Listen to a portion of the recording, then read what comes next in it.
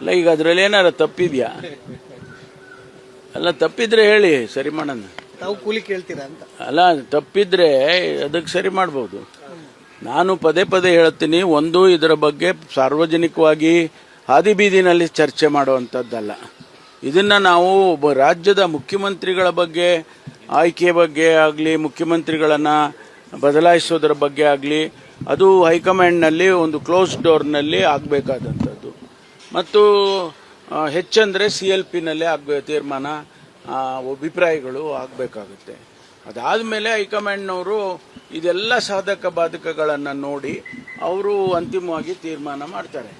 ಇದು ನಮ್ಮಲ್ಲಿರೋ ಪ್ರೊಸೀಜರ್. ಅನೇಕ ಸಂದರ್ಭದಲ್ಲಿ ಹೇಳಿದ್ದೀನಿ ನಾನು, ಈಗಲೂ ಅಷ್ಟೇ.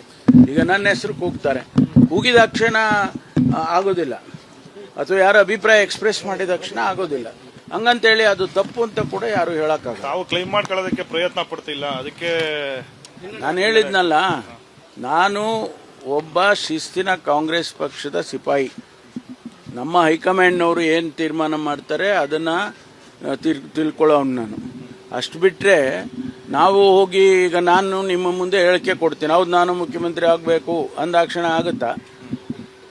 ಅದು ಸಾರ್ವಜನಿಕವಾಗಿ ಚರ್ಚೆ ಆಗ್ಬೋದು ಅಷ್ಟೇ. ಆದರೆ ಅದಕ್ಕೆ